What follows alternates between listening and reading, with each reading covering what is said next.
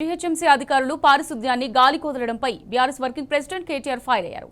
హెచ్సీయూలో ఎరులై పారుతున్న మురుగునీటి వీడియోను ఎక్స్ వేదికగా పోస్ట్ చేసి అధికారుల తీరును ఎండగట్టారు. బల్దియా నిర్లక్ష్యం కారణంగా హైదరాబాద్ సెంట్రల్ యూనివర్సిటీలోని మూగజీవాలు ప్రభావితం అవుతున్నాయని ఆవేదన వ్యక్తం చేశారు. బల్దియా ఇప్పటికైనా మేల్కొని చర్యలు తీసుకోవాలని డిమాండ్ చేశారు. 5 నెలల క్రితం ఓనేష్ అనే వ్యక్తి ఈ సమస్యను ప్రస్తావించినప్పటికీ అధికారులు పట్టించుకోకపోవడంపై కేటీఆర్ ఫైర్ అయ్యారు.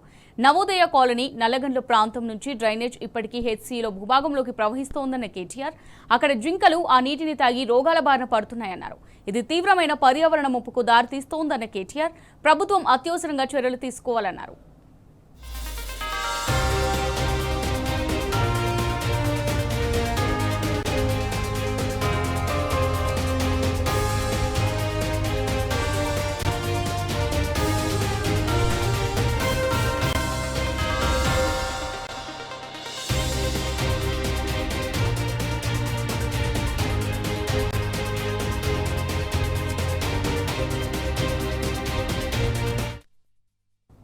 జీహెచ్ఎంసీ అధికారులు పారిశుద్ధ్యాన్ని గాలి కుదలపై BRS working president KTR fire అయ్యారు.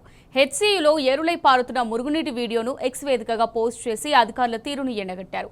బల్దియా నిర్లక్ష్యం కారణంగా హైదరాబాద్ సెంట్రల్ యూనివర్సిటీలోని మూగజీవాలు ప్రభావితం అవుతున్నాయని ఆవేదన వ్యక్తం చేశారు.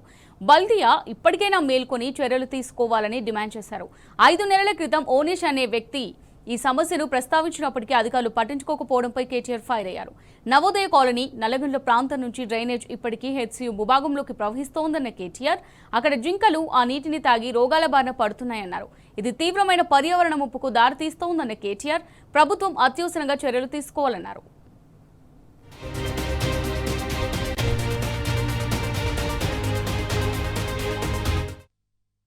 రైట్గా దీనికి సంబంధించి మరిన్ని డీటెయిల్స్ మా రిపోర్టర్ లివిల్ రెడ్డి అందిస్తారు. లివిల్ రెడ్డి, హైదరాబాద్ నగర వ్యాప్తంగా కూడా డ్రైనేజీ కంపు కొడుతుంది. దీనికి ప్రధాన సాక్ష్యం వాళ్ళ ఎస్సీలోకి పరిసర ప్రాంతాల మురుగునీరు వదలడమే ప్రధానంగా ఉదాహరణగా చెప్పుకోవచ్చు. జీహెచ్ఎంసీ అధికారులు పారిశుద్ధ్యాన్ని గాలి కుదలడంపై బీఆర్ఎస్ వర్కింగ్ ప్రెసిడెంట్ కేటీఆర్ తీవ్ర స్థాయిలో మండిపడ్డారు.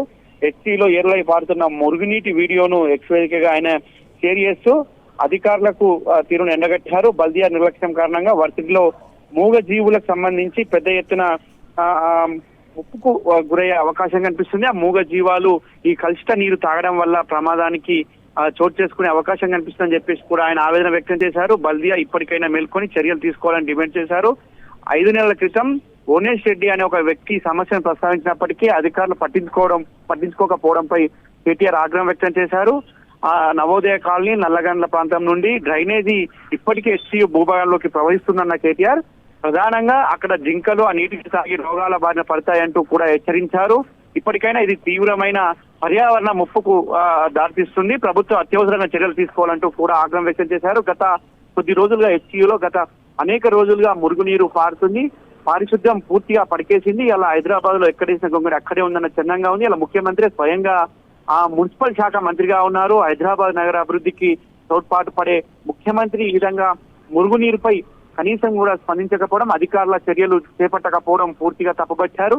ఇప్పటికైనా జీహెచ్ఎంసీ అధికారులు వెంటనే చర్యలు చేపట్టి ఆ మురుగునీరు సమస్యను పరిష్కారం చూపాలి. గతంలో ఎన్నడూ కూడా ఈ విధంగా లేదు. వాళ్ళ ఎక్కడ కూడా పారిశుద్ధ్యానికి సంబంధించి కావచ్చు, డ్రైనేజీలకు సంబంధించి మెయింటైన్ చేయకపోవడమే ఇది ప్రధాన కారణంగా బీఆర్ఎస్ వర్కింగ్ ప్రెసిడెంట్ కేటీఆర్ చెప్పుకొచ్చారు.